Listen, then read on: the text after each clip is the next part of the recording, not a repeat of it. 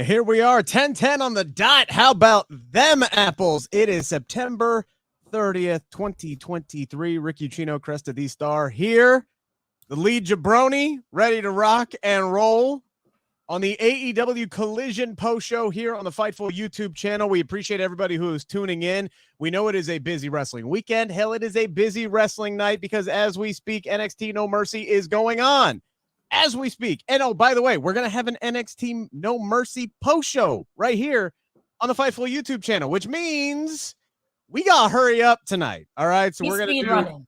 Yeah, we running through it. Get your super chats in, get your humper chats in. We will dive into his every single one of them. All right. Every super chat, every humper chat you send in, they will get read on the show. Guaranteed. And tonight's show, since we're going so fast, is commercial free, brought to you by Fightful Select. Just $5. Just $5, best five. Think of the $5 like packs of gum and crap that you waste on stuff at the gas station. You could be spending that money, like getting a $5 pack of donuts that you don't need and a Diet Dr. Pepper when you could be spending that money on Fightful Select and getting all of Sean Rossap's great work sent right to your email. It's the best $5 you are possibly going to spend. Again, thank you everybody for tuning in. Give this video a thumbs up. Give this video a like. Some kind of engagement helps drive up our audience. Lets people know we're on tonight, going head to head. We appreciate everybody doing dual screen because I know y'all are watching NXT No Mercy. Apparently, Ilya Dragunov and Carmelo Hayes are tearing the house down, but I don't believe that match has ended, at least not yet. Oh, no, it has ended, hasn't it? So we got a speed run before Becky Lynch and Tiffany Stratton get dang, so we got the main event to go. I got y'all. 2-minute review, y'all. Here we go. Juice Robinson did some stuff. I think they watched the main event, and Tony Storm is awesome. All right, everybody, take care. Thank you so much. 2 minutes. We're joking. Get your super chats in. Get your humper chats in.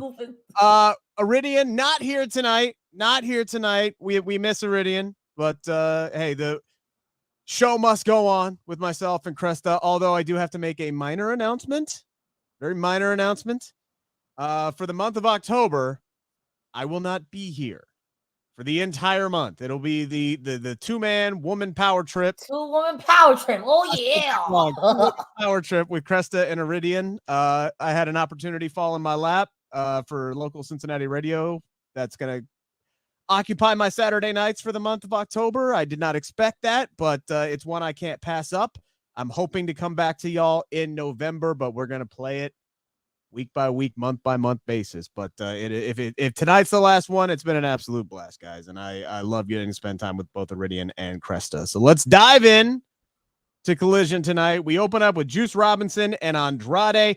We get a recap of Jay White getting his butt handed to him by the masked figures on Wednesday. And the really skinny devil that's supposed to be MJF, according to commentary. But that man is more Adam Cole sized than he is MJF sized. I'm just throwing that one out there. Cresta, once again, the numbers game plays a factor early on in this match, even with Bullet Club Gold down a man. It's 3-on-1 until the Guns get their asses ejected from the ring, trying to hit Andrade with the plaque. Juice ends up showing off a little bit more of Andrade than I think Andrade wanted at the end of it, but he was able to overcome that.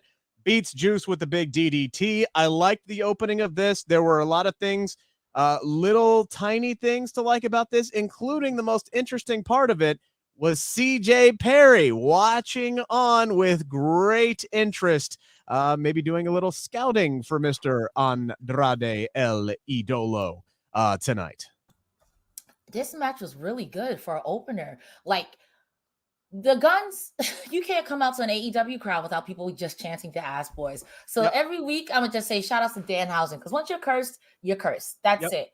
Commentary kept trying to put over that on Wednesday, it was Andrade who had went and attacked him. It's like, it could be MJF. It has his mask, but like you said, that devil figure, too skinny to be MJF. Oh, yeah, he's scrawny. And entirely too small to be Andrade. You say Adam Cole, I say Roderick Strong. Potentially. I say Roderick Strong for the let's stir the pot. You throw a lot of misdirection, and you wouldn't think it's Roderick Strong because neck health, neck strong. But I recall that match last week where he just said, "Throw this to the side, let me wrestle." Oh, my neck as soon as the match is over. So I think it's Roderick Strong. That's just me. Now, see, I what I love about this so much is everybody's got a theory on who it is. Is it Adam Cole? Because you remember, I believe it was at Wembley. They're sitting. It's Adam Cole and it's MJF, and they're in the locker room, and directly behind Adam Cole in the locker room is the devil mask hanging above Adam Cole. So everybody's pointing to that like it's some big Easter egg. Commentary doing a great job of putting like Andrade was the guy behind the devil mask. Maybe he wasn't, but maybe he did orchestrate it because he was sick of being constantly outnumbered. So maybe he went out and hired his own, let's call them what they would be, the firm in this situation, just maybe not the actual firm, right? But maybe they're the firm 2.0.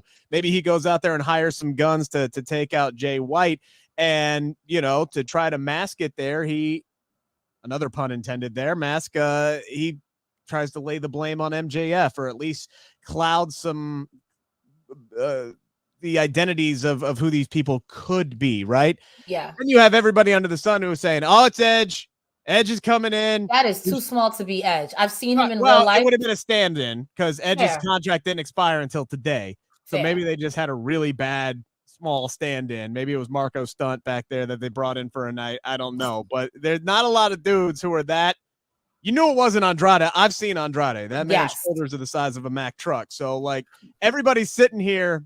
This is going to be like some Retribution type stuff where the early days of Retribution, it was not the members who ended up like these were all small dudes. And then all of a sudden Dijak shows up and he's like 6'5". He's like, that mother effer has not been in any single one of these segments that y'all have thrown together. That would be a good idea to throw us off the case. I had tweeted earlier and I saw someone in the chat say Stokely Hathaway. I kind of said that as a meme, but people are like, no, they definitely attacked Stokely and the firm, and it could definitely do something like that. But that brings up a good point, Rick. It could be stand-ins until you get the actual people, not to put anyone hot on their trail. This match, all in all, I think was great. My only complaint. Oh, I'm looking at last week's. Never mind. I have the wrong notes. I was like, Darby Allin wasn't in this match. What match am I looking at? No, what are you talking about? I don't have. Oh, I do have a complaint. I don't know why CJ Perry was looking on this match. You can't be looking at Juice and you can't be looking at Andrade. Jose, the assistant, will fight you. So who are you looking at? Not the Guns. Like, who are you looking at here, CJ? I think she's clearly looking at Andrade. I think so too. Clearly looking at Andrade. I don't like unless she likes the collective of the Bang Bang Gang. She did say multiple clients, right? So maybe she's gonna try to work out something with Bullet Club Gold. Although now's a bad time to kind of move in on it with Jay White getting, unless Miro is behind it. I don't know. I mean, but that would be way too proactive of Miro because we hadn't even seen CJ Perry anywhere close to Bullet Club Gold. So I'm like, all right. I actually think this is the right time to move in on Bullet Club Gold. You got someone, they just got attacked, but they're in the title scene. They're on every week. They're on Collision. Yeah. Andrade's cool, but Andrade stay getting jumped by either House of Black, in this case now Bullet Club Gold. Yeah. LFI, we don't know what they're doing, if they're still with Andrade. So to me, it would make sense, but Bullet Club Gold does not need a talker at all. No, they can all talk, and sometimes they talk too much. So I don't know. Yeah, and I think Andrade was the target here, but I don't think, honestly, I think we're reading way too much into CJ Perry. I just think that was her watching some matches. Like, I think that they're gonna slow play this, which I like, which means she's gonna keep coming back, which means you might as well just give her the damn graphic already. And what I don't understand why they don't. Like, come on, Hot and Flexible is all elite. All I know is, and I know I'm not the only person on this planet who did it, the second she popped up on the screen, I stopped paying attention to what the hell was happening in the damn ring. That's all I'm going to say. I'm trying to be more respectful because I realize I'm a thirsty person. So respectfully, same, my brother. Look, and I'm not even that guy, but there's just sometimes you can't help it, like, I mean, that's how I feel when I watch wrestling. That's how I felt with the Embassy match earlier. But I had said this on Grab City last week. I'm trying to be a changed person because the last thing I need is for some wrestler's wife to be like, who you think you are? Or even worse, some wrestlers like, hey, girl. So I can be like, oh, nah, block. I'm scared. Oh my goodness. We get an enemy is my friend promo between Chris Jericho and Kenny Omega tonight. They still don't like each other, which I'm down with that, right? Because just because y'all are both baby faces and you have a common enemy doesn't mean all of a sudden you're buddy. I hate when pro wrestling does that. Looking at you, MJF, Adam Cole. You can have nuanced, subtle layers to all of this. They don't have to be best friends just because they're freaking good guys now. But they say they will watch each other's backs, work together to take out the Don Callis family. Then later on in the night, we get the original Alpha and the original Omega tag team action. They get the win tonight over, who did they face again? Who were they? They fought the Gates of Agony. Kaun and Tangaloa. Yes. Is it Tangaloa or Tagalioa? Because I feel like they say 8 different names. Whatever you said, go with it.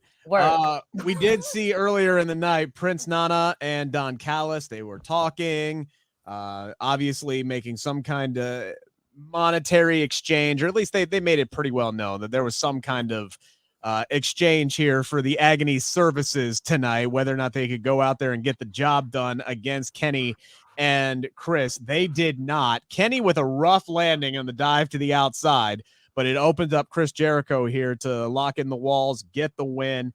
And so we find out the answer to the golden question tonight, Cresta. Could they coexist? And they did. They did coexist. And then I love the promo that they cut afterwards. Kenny dropping the original Alpha and Omega line, and they are ready to end Don Callis. Chris calling Sammy Guevara the biggest Judas of them all. He also called him a little bastard.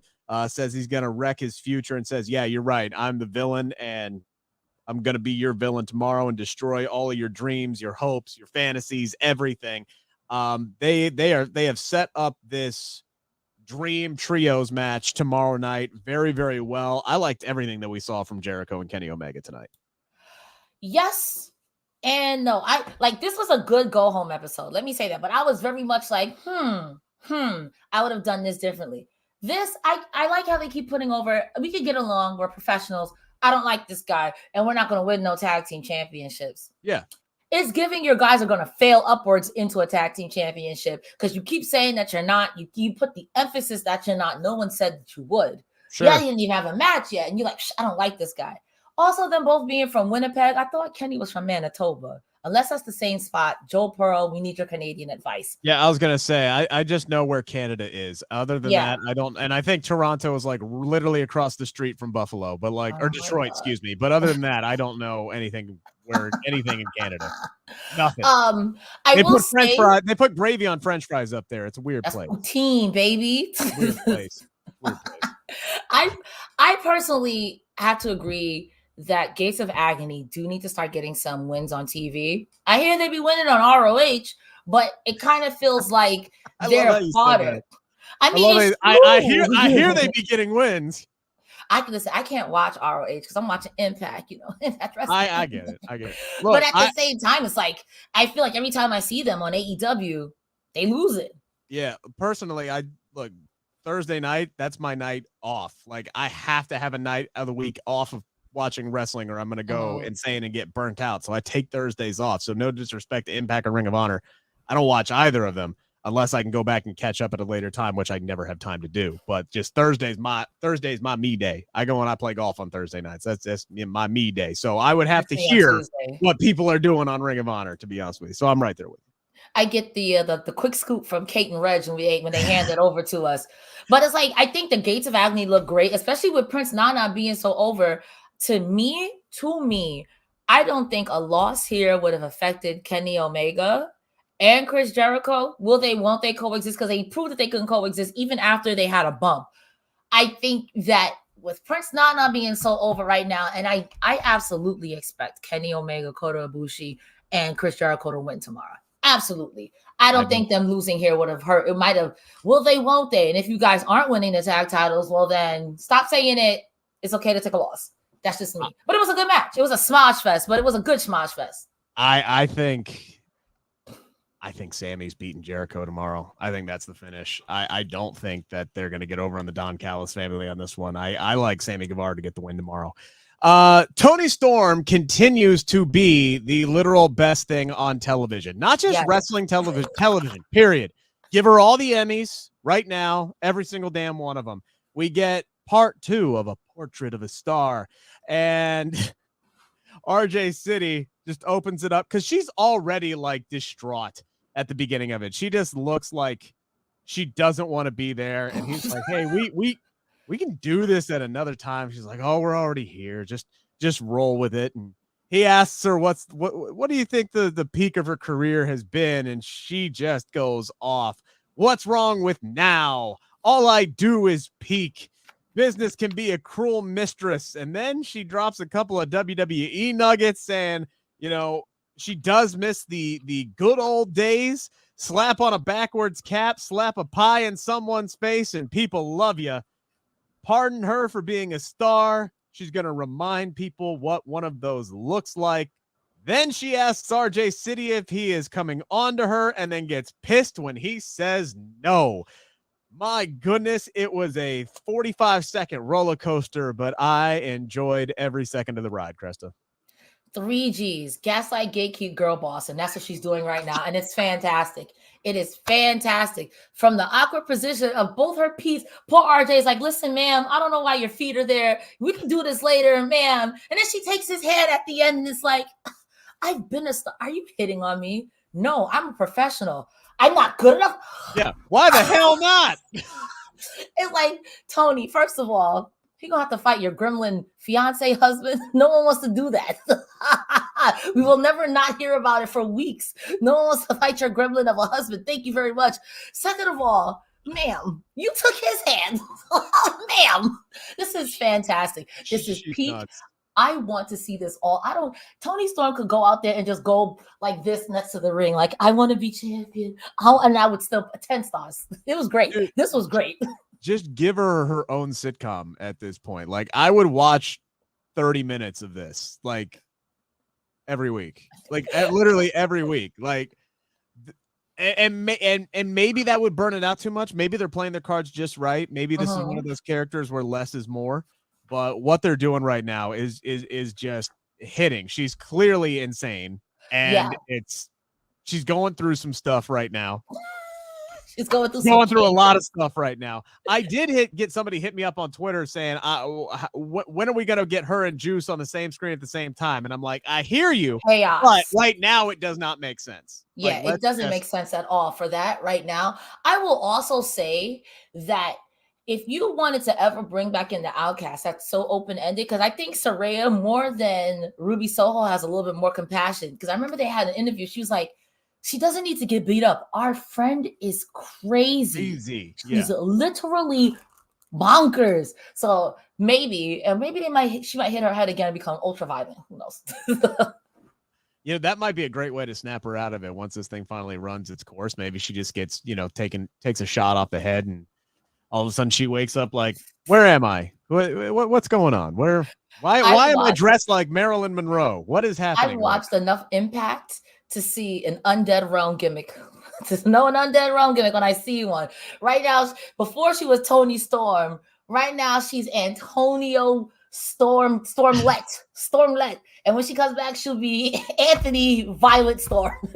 She'll be category 5. I love it. It's such good shit, pal. We get the Kingdom and the Best Friends tonight. Admittedly, I didn't see a whole lot of this one. Family-related issues, i.e. kids not going to sleep upstairs. But I did catch the Death Valley driver onto the steel ring steps. Like, I literally walked back into the office, and that's what I see. And I'm like, Jesus, criminy, God Lord. Trent Beretta delivering that to Mike Bennett. Mike Bennett took some shots in this match tonight, and Mike Bennett got beat up tonight. Holy crap! Got his ass whooped, and I respect him for it. Best Friends look like they got this one in the bag with the double pile driver, but Mike gets his foot on the rope, and then we get a double dick punch, Cresta, a top rope spike pile driver. Kingdom get the victory. And then they are right the F out of there. They got to get back on the red-eye flights. They already had their suitcases ringside because that's how good of a friends they are for Roddy Strong. They get on the mic and say, don't worry, buddy, we're just 6 hours away. And then they tell Adam Cole to meet them at Roddy's house. Now, that is very interesting. They even called him selfish, saying, you better not you can go get your surgery if you want to, you selfish ass. But come meet us at Roddy's house right now. This is getting interesting. I think, and again, this goes back to what we talked about who was behind those masks. Y'all had y'all suitcases because y'all were the ones who jumped in. Come on, you don't want people to look through your stuff. They know why you bringing your suitcases to the ring. And where did you put them? By the announce? I've never heard of that, girl. It's guilty. You couldn't put it under the ring because Danhausen gonna eat it. You know, Danhausen could be behind the devil mask. He's a scrawny dude. On the one hand, yes, but on the other hand, you wouldn't know if it was Danhausen. He'd be walking like this again. I mean, he would start talking. Unless we're getting Danhausen's evil twin. I didn't know Danhausen had an evil twin. He doesn't. I'm just throwing shit out there. I believe, listen, with all the weird things about Danhausen teeth, human monies, it wouldn't surprise me if Danhausen had an evil twin named Bradhausen or something. So, I would look. This is just something I threw out there, like just spitballing off the top of my head because you brought him up, and I'm like, oh wait, he's skinny. Maybe it was him under the mask. I would love it if he came back and they had just had him playing like this straight lace. Look, we know you're Danhausen, but I'm not Danhausen. Danhausen starts painting his face like Darby Allin. I was like, I'm Darby Allin. Not even any Danhausen. Not even just face paint. Like he just comes back and just he's playing like a different. He almost does like an Elias Ezekiel type thing. Oh my god, where he's playing two different characters at the same time. Like that man's talented enough. He can pull it off. He can pull it off, and it'd be a great way to elevate him up on the card too, as well. But then who's Kevin Owens going? Are you Danhausen? Oh, they got plenty of dudes. They got plenty of dudes who can roll up with this. That'd be great. Honestly, 10 out of that's a great idea. That's a great idea. No, it's not a great idea. I'm a whore mustache that I've had it. Rick, how do you deal with this all? How, Rick? Lack of glue. I don't have to put mine's not in danger of falling off unless my kids are yanking on it. We do got a humper chat from Bizarro Big L. Cresta, the ass boys are just too cheap to get uncursed. They just owe Danhausen money. One of the newer theories has been Britt Baker. She's tired of Max taking her man. I'm not fully believing Cole's injury. With Steiner's math, this may be a Kevin Nash cast. There has been a lot of people. Now, I'm glad I wasn't the only one because I'm sitting here. I'm like, I don't buy this. Nash. Like there's just something about this that I don't buy. Even if Britt is tweeting out photos of his busted up ankle, right? His ankle looks bad. It looks messed up, right? Like even if you got Sean Rossap on Fightful Select, just $5 saying, hey, look, there's many of the company who believe he is going to go get surgery and he's going to be out for an extended period of time and he's not going to be at TV and this, that, and the. There's something about this that doesn't smell right. I don't know what it is. I'm not conspiracy theory guy.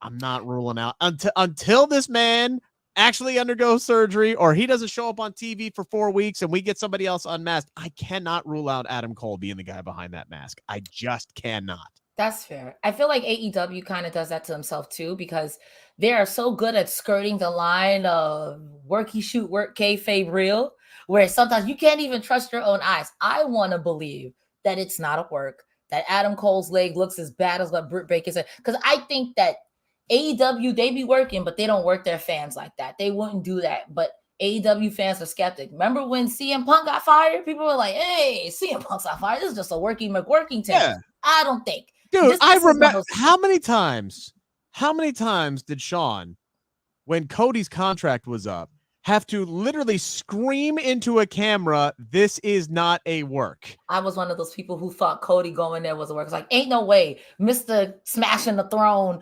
Mr. Smashing the Tank, ain't no way. And then when his music hit, this was me. Get the fuck. But I do love this. Look, there's something that Eddie Kingston said in a promo or in an interview this week where he was like, look, I think we're kind of starting to go backwards here because everybody is constantly looking behind the curtain. Like I think people want to see, I think people want to have that reality blurred, and they want to question, and they want to see the conflict and this, that, and the other thing. And they just want to enjoy the show again. So I'm actually cool with this. If they're working us with this Adam Cole thing or they're just completely not, I'm glad that it's a question. I'm glad that it's a question, and I have a gut feeling that Adam Cole could be involved in this, even if he is legitimately 100% injured. Yeah, no, I agree with that Eddie Kingston statement. I think wrestling and AEW, again, does such a good job. You want to enjoy it, but because you enjoy it so much, you want to look deeper. People are very lore-driven now. And it's a work, brother. I like getting worked. That's why I watch wrestling. I'm good with it. I'm good with it. And please, I honestly hope that they're working us, because I'm not that conspiracy theory guy, but I do trust my gut a lot. And if it ends up being Adam Cole behind this and he's doing the whole Kevin Nash in a cast wheelchair type situation, if he does that, I'm going to feel vindicated AF, because my alarms have been going off about this since Adam Cole's promo on Wednesday. If Adam Cole comes out and has the Kevin Nash cast, I don't know what I'm gonna do, but I'm gonna laugh. That's all I can do is laugh. That's all I can do is laugh. I'm gonna laugh. I'm just gonna laugh, because that's funny. You got me, gal, and I can't believe you would work me in such a way wrestling. I'm still gonna watch. there's just been part of me from the beginning that feels like Adam Cole is playing the long game, and he's playing MJF this entire time, because he's constantly manipulating MJF into doing things he wouldn't do. Like defending the Ring of Honor tag team titles in a handicap match tomorrow against the Righteous. Like, that is not something that MJF would be doing, especially when he's not 100% with his neck messed up and this, that, and the, he is playing this man. Maybe he's At trying to least be he next was strong. playing this man. If he is legitimately hurt, this sucks. That's the other reason. I don't want him to be legitimately hurt, because so much of what AEW is doing really great right now is centered around two people, Tony Storm and Adam Cole. So he's a key figure in what AEW is doing on so many different levels right now. We have Chris Statlander and Julia Hart. They put together a great video package for them tonight. Chris Statlander saying she ain't scared of no spooky bitch. They ain't gonna stop her and her win streak. Julia ends up beating Vert Vixen tonight. Oh, you're good. I barely even heard it. Julia ends up beating Vert Vixen tonight. Nice to see Vert back on the show. She hits her with that like physics defying moonsault that she does. I swear to God, this woman just floats in the air before she ends up coming back down and lands on top of her opponent. She calls out Statlander. Stat shows up. She's flanked by the best friends. Julia just playing some mind games. Backs away. Then we get Stat screaming into the microphone on this one. This was a nice little setup. I'm really looking forward to this match tomorrow, because both Chris and Julia are on a roll. I like the fact that Julia has been undefeated since April of last year. Granted, most of those matches were on AEW Dark and AEW Elevation, but she has really come into her own as an in-ring performer, as a character performer. Her last loss was to Chris Statlander. There's a nice story that's been building here, and I genuinely have no clue who's winning tomorrow, Krista. I will say this, and this is kind of a problem that I had with Jay Cargill. What makes me upset is that a lot of these winning streaks for these women's matches, we either A, don't see them, B, it's like enhance it, or you get 7 minutes at 9:20, and it's kind of frustrating. Because it's like Julia Hart winning is great. Okay, she's on this undefeated streak, but I couldn't tell you what a Julia Hart match was besides Willow and her and Sky Blue in the last 2 weeks. And that's real. Those are the ones that were televised. And that's real. Like, that is so frustrating, because Julia Hart is good. Like, those of you who don't know, our boy Rick was out here talking to Julia Hart. To see her next to Brody King, Malachi Black, Buddy Matthews. Thank you, Buddy Matthews. It's like, these are big, wide, menacing dudes, and then Julia Hart. Like, you know what I mean? Like, but she's tearing it up. She is so strong, and she's coming to her own in this. It's just incredibly frustrating when you have these women on these winning streaks. It's either against 50 enhancement girls, or they have one or two right before they lose it. Yeah. So I did talk to her today, just this afternoon. I got the video edited. That'll drop tomorrow, 9 a.m. on the Believe in Pro Wrestling YouTube channel. That is spelled BLEAV. The article is going to drop right around the same time or shortly thereafter. I have to finish writing it after this show here tonight, but that'll be on CagesideSeats.com. One-stop shop for everything, by the way. Follow me on Twitter at Rick Ucchino. So check out that conversation with Julia. She's great. She was in her full getup because I talked to her backstage before she was getting ready to go out on Collision tonight. So kind of a last-minute thing, but really great. Really, really great conversation. I'm a big fan of Julia. And she's a big fan of herself, by the way. Mm-hmm. And I respect the hell out of that. And if you want to know what I'm talking about, watch the interview tomorrow, 9 a.m. and check that out. Cresta, I got to say, the righteous are starting to grow on me here a little bit. I liked this video package that they put together tonight. I thought it was their best one out of this series that they've been putting together where they're out in this doing their 1970s Dahmer hippie routine, playing out in the field. I liked it tonight because I actually understood what they were talking about, what their messaging was tonight. They go out there and they defeat Johnny and Jeremy Jabrista. That's very nice of you. What are their actual names? Hang on. I know Drew wrote it in the chat. I have it somewhere. Travis Williams and Judas Icarus. Yes, God. Yes, but I like Johnny and Jeremy Jabrista. Shout out to the coffee scene in Seattle. And then afterwards, right? So very, very quick match. They beat up these two guys.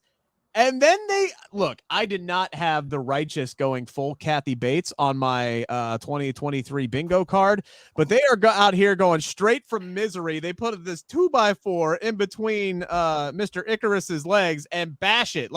Have you ever seen Misery? Do you know what I'm talking about when I say go full Kathy Bates? All right, I'm just making sure because I know there's some Gen Zers in the chat right now who have no idea what the hell I'm talking about. But I did not have that on my bingo card, and they say they're going to do that to MJF tomorrow.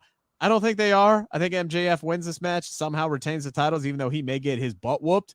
But they are definitely building up the Righteous here. Tony Khan, I get the sense he likes them and wants them to do well, even though their crowd reactions they're nothing right now. They're nothing right now. But I guarantee you, if they stay on this path, when Vincent is coming down to the ring and he's snapping, sooner or later, the crowd's going to start snapping with him. I mean, I'm glad you have that very high opinion of the Righteous. I call them Dark Order White because that's what they remind me of. However, tonight, their vignette and their post-match speech, I truly believed for that one moment they're going to take it away from them. In their vignette, I don't know if you saw, but they had the string people or the paper people. Yeah. MJF had the thing on and it said LOL. Adam Cole's had liar. They had Roderick Strong's thing with the neck, and you could see before they ripped it off, the neck was already broken. There's a lot of imagery here. If the Righteous are people watching from the outside looking in, there's we see a whole mockery what's going on, and you really don't need to involve the Ring of Honor titles with it. So we're going to take you out of here. You guys can play with Adam Cole being a liar, Adam Cole being a liar, MJF being a dumb jabroni. He truly is the devil, but you guys are devil worshipers, but you don't want to admit that he's a bad guy. What is happening here? We know they're going to turn on each other. That's cool. Don't involve ROH in it. So let me go ahead and take those titles off for you, because what are you going to do when the only thing y'all still have bonding over is these ROH titles? Yeah, and it sucks that you could clearly tell the vignette was filmed before Cole's injury, which is one of the things that makes me feel like it is a legitimate injury. And I'm not saying that he's not legitimately injured. Maybe they're overselling how severe the injury is, right? So, but you could tell the vignette was filmed when it was going to be a tag team match, which is, I think, why they set up and did the in-ring promo afterward, right? And I did enjoy that as well. So I don't think they have a prayer of winning this match against MJF, which is weird considering that it's the 2-on-1 handicap match. I just feel like it's set up for the Kingdom to be the ones to take the Ring of Honor tag team titles. I think that's got to be the end game. I want to agree with you. I want to agree with you, but I'm going with, let's say Adam Cole's injury is legit. MJF really don't need to be holding on to both those titles while Adam Cole recovers. And I wouldn't be upset seeing the Righteous versus the Kingdom. And even if the Kingdom take it off the Righteous, it's still ROH versus ROH. Don't hate that idea, but what you're saying makes sense. But again, I wouldn't want MJF holding on to those titles for quote unquote another promotion until Adam Cole gets better. If this is a Kevin Nash moment, great, here for it. If it's not, even if you get cheated out your boots, MJF deserves to lose that then. Yeah, you can't hold, but you 3 titles? What are you Roman Reigns? What's happening here? Back it up. Get him a Paul Heyman to carry some of that shit around, will you? Or you gotta find you a friend, but MJF don't got no friends because every friend you've ever had, you stabbed them. The moment they looked at you, like you stabbed them. Hell, he's wanted to stab Adam Cole like 6 times. There's something in your gut, and put him in the damn bay next time.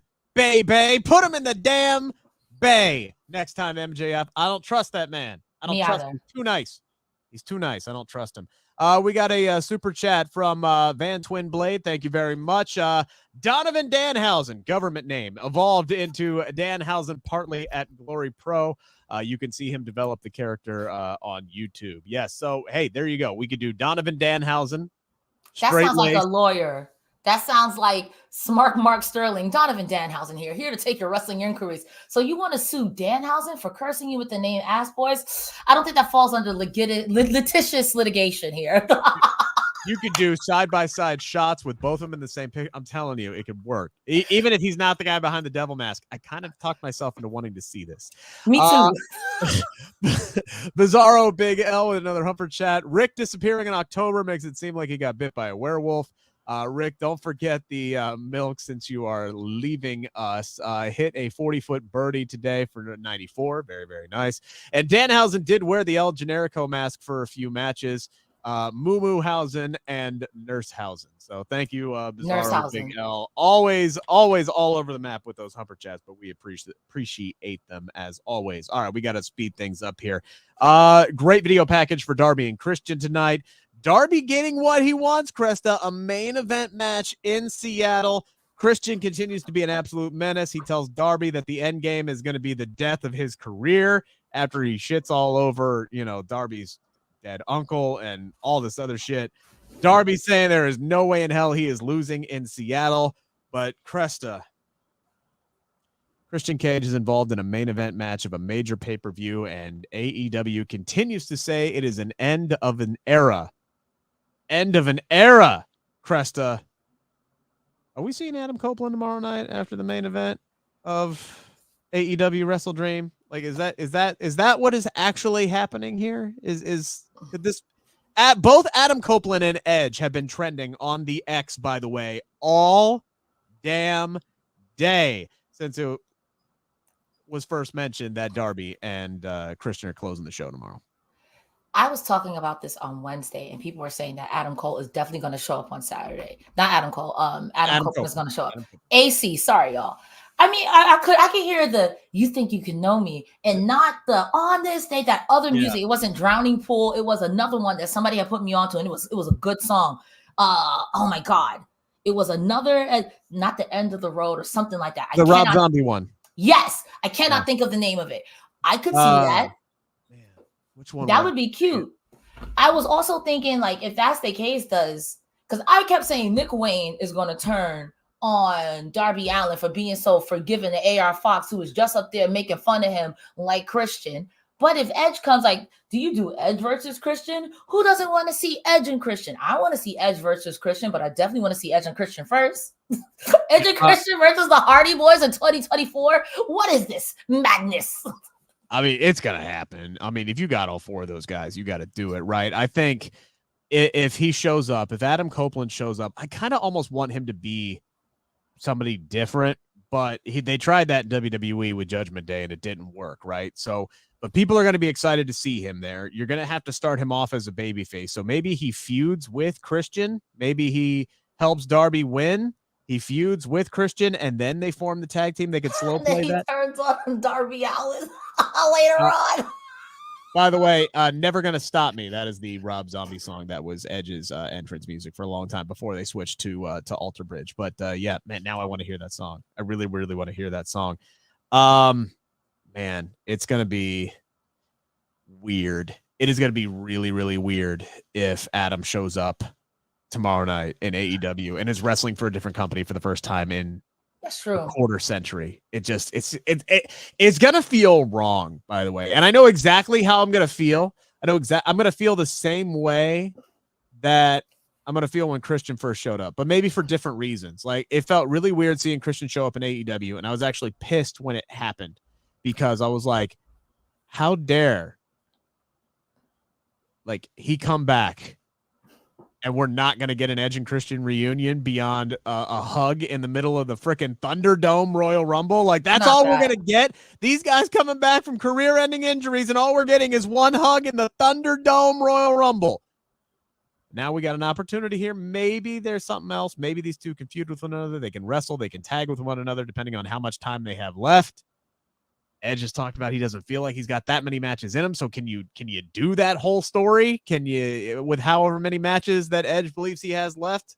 What is his name actually going to be? I have a lot of questions, Cresta. I have a lot of questions, but I definitely get the sense that he's showing up if this is the match that's main eventing. I know Darby is from Seattle, but Bryan Danielson ain't that far away, right? He called Seattle his hometown. All right. I don't remember where he's actually from. It's the Aberdeen, Washington, I think. Yeah, Aberdeen. Thank you. Aberdeen, Washington. Not that far away. Okay. So you figure Danielson and Zack Sabre Jr. would be the main event, but the fact that it's Darby and Christian makes me feel like something big is going down tomorrow. No, I completely agree with that. When they said that this was going to be the main event, I was like, That's okay.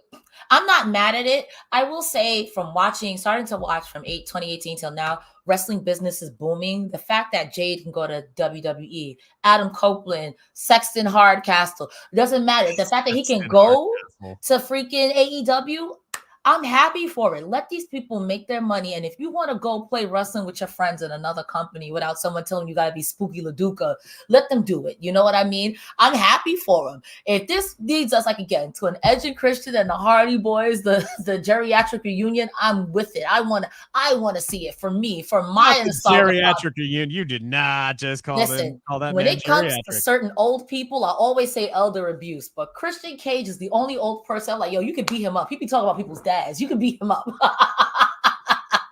All right. I do believe No Mercy wrapped up. We're going to be having a No Mercy review show that's going to be popping up here within the next 18 minutes or so. So let's skip on to the main event. Cresta, Ricky Starks, Big Bill, Aussie Open versus FTR, Bryan Danielson and Wheeler Yuta. Oh my God. Did they screw up the ending of this? Did they screw up the ending? Did they mess up the ending of this one? Jace, because honestly, I don't blame Aubrey Edwards. Y'all are not gonna troll me like y'all trolled Rick Knox for not calling the guy. She did her job. She counted 3, and the audience couldn't believe it. And the guy with the ring bell was like, "Wait, really? Was that? Oh shit! All right, ding, ding, ding. Let's go." Cash was there, right? It looked like Cash was trying to pull. I don't even know who got the pin. Dax. Dax got pinned. Who was covering? I can't remember. I believe it was someone from Aussie Open. And I want to say it was Mark Davis. Mark Davis is the guy with the thick mustache. Yeah, so let's go with Davis. So Davis is covering Dax.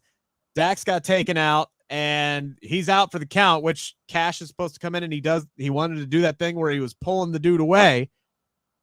He didn't pull him off top of Dax in time, and Aubrey counted the 3, and I do not think that was supposed to happen. Everybody's look was, shit. Yeah. Ricky Starks was like, well, you better be faster than that. No, Ricky, exactly. Ricky just ate it up. He just Ricky got the pin. Gave him that smirk, that Ricky Starks smirk, and I actually don't hate it because Ricky's team gets a win because I felt like Ricky's team was going to lose. Same. So I'm good with it, and you know why? Because the ending afterwards, everybody just picked up and went on. The show went on. We still got the Bryan Danielson and the Zack Sabre Jr. showdown in the middle of the ring. Zack Sabre Jr. on commentary tonight with Nigel McGuinness. Those two were spectacular. I mean, they just absolute savagery with some of Nigel the McGuinness was on one tonight. Bro. So was Zack. I was very surprised. That man's quick-witted. I mean, he's talking about, look, that man, Bryan Danielson's going to hurt his other elbow just existing. I'm like, damn, dude. He hits a top kick off the top rope and he says, there goes another brain cell. Doesn't even skip a beat. He's just rattling these lines off. Nigel McGuinness early in the night was talking about how 2 weeks ago when they had the strap match, he was saying Daniel Bryanson is whipped. And they had alluded to something like that when Juice Robinson was wrestling with Tony Storm. And Kevin Kelly was like, how can we even say that about Juice? He's married. He said, well, the difference is they whip each other. Damn. Nigel McGuinness was a I don't know how he was a commentating terrorist today. He was like, you suck, you suck, you suck. Like, was it just weird? Like JR just stopped talking like during the main event because those two were just on one. Like Nigel and Zack were just absolutely on one, and it was JR like, got off his internet comment and was like, I don't care no more. He's like, why even bother like messing this up? Because this is gold. And I think JR would take a step back. Like, why would I screw this up right now? Those two dudes were cooking on commentary. I did enjoy the heck out of this match. Another good showing for Big Bill, by the way. He got worked over too. Ricky was great. He got that superstar entrance to open up this contest with the pyro and everything. There was a lot to like about this. Even if they did screw it up, right? Who cares? At the end of the day, like whoever won this match, it's not the most important thing. Yeah. But I'm glad that Ricky's team got a win. Like I think it actually helps out Ricky more than anything that he didn't lose to Danielson again. Yeah. No, I agree with that 100%. It sucks that it had to shake out this way. Who knows why it shook out this way? I'm assuming it's just people just trying to add a little bit more drama to it, and the drama was just like meh. The timing was just off. I think the timing was just off, and Aubrey did her job, especially after the Rick Knox incident, where he didn't count the 3 with John out, and then John has a concussion, and he's got to eat another driver and get the match pinned. I think, look, I mean, Sean Ross app, Fightful Select, again, just $5. Reported that there was some heat on Knox for that spot. So Aubrey did her job. She counted the 3 and was like, well, dude, bro was still on top. That's a pinfall. Let's go. Match over. But it worked out. The post-match brawl was great. The stare down. Zack Sabre Jr. is so disrespectful. The way he was just looking down at Bryan saying like, oh, you so short. And then the straight choke. Oh no. You can't straight choke another man. Oh no. That was so disrespectful. I think it worked out great. I think everybody just, kept right along with it. Maybe it sucks for Dax because, he got pinned by the team, by the half of the team that they're playing tomorrow night. So maybe that's not the angle they wanted to go with there. I feel like if anybody was going to get beat on that team, it was going to be Yuta. Yuta or Bill. But Yuta's got a match tomorrow too. So maybe it would have been big, but I don't know. I would have been interested to see how the actual, Bill's the only guy who doesn't have a match tomorrow, right? Like that was involved in this? Probably. Actually, yeah. Yeah. So maybe Bill would have been the one who ended up taking the pin or had to submit at some point. It looked like he was going to submit to Bryan, who had a great counter, taking the choke slam and then flipping around and bringing the big redwood down and lock him into the label lock for a second there. I almost thought that was going to be the match, but then they were able to break that up. We also did get quad yes kicks in this match, which I was geeking out about. I was like, oh, that's awesome. That's great. Love that. True. So lots to like about this, even if they did screw up the finish tonight. And honestly, it's not a guarantee they did screw up the finish. It just seemed awkward. It makes me believe that they did. A couple of super chats before we get out tonight. United Slapnut says Edge helps Christian both be funny heels afterwards. I could see that. Edge dunking on people's dads. I still think they bring Edge as a baby face. He could be a baby face. Christian's over. Christian, even talking crap about people's moms, Christian is over. And in AEW, it's low-key Bizarro land. The heels are very much over, and we boo the baby faces because we want them to go heel. So, yep. Drew with a super chat saying, if Edge, Christian Cage, Bryan Danielson, and Saraya are all in the same company after having to retire, that would be wild. Yes, it would. Next strong. That's the next strong crew. And what makes that even more wild is it's not WWE that they're all in. That's crazy. And it's not Impact. Jesus. All right, we got the No Mercy review show that's going to be starting up here in about 10 minutes. So Cresta, where can people find your stuff? Ladies and gentlemen, follow me on X, formerly known as Twitter, Cresta D Star. There's a link tree in my bio. Every Thursdays and Saturdays, I am here on Fightful with Ucchino, who won't be here next month. It'll be the 2-woman power trip, myself and Iridian, and sometimes Sean Ross Sapp. On Thursdays, it's myself and Joe Pearl going over all things Impact Wrestling. And at Bound for Glory, Steven Jensen will be there with us to review it. Mondays, Wednesdays, Fridays, I am on live Twitch, TikTok at Cresta Star. We watch wrestling together. No videos, says DMCA and Fight TV's Wild. I think that was all of that. Ucchino, where can they find you? Right here. Whoop, there we go. This one right here. Follow me on Twitter, Threads, same thing, at Rick Ucchino. Tomorrow I'm dropping my conversation with Julia Hart. 9 a.m. The video goes live on the Believe in Pro Wrestling podcast channel. That is BLEAV. Do me a favor, hit subscribe, like, share that video out. I would really appreciate the support. Myself and SP3, we are going to continue our Tuesday live streams. But yes, I'm not going to be here on Fightful next month, at least on Saturdays. Unfortunately, some Cincinnati related radio related opportunities fell into my lap, and I have to take them. I just absolutely have to take them. I'm hoping to be back here on the Fightful channel in November. We'll see how things roll, but for right now, I'm not going to be here on Saturday nights in October. I'm hoping Sean will stick me around, keep me around somewhere, because I really do enjoy being a member of the Fightful family. But you can catch my work on Believe in Pro Wrestling and CageSideSeats.com by following me on Twitter, Threads, and all that stuff. Always at Rick Ucchino, as you see it on the screen there. It has been a blast as always, Cresta. Don't forget, guys, 9 minutes from now, our No Mercy review show is going to be starting right here on the Fightful YouTube channel. Like, share, subscribe, like this video. Go watch that one. Like that video. Subscribe to the Fightful YouTube channel if you haven't already. And subscribe to Fightful Select. Just $5. Get all the big news stories right to your email before they head elsewhere. Take care, guys. Hopefully I'll talk to you in November. Peace.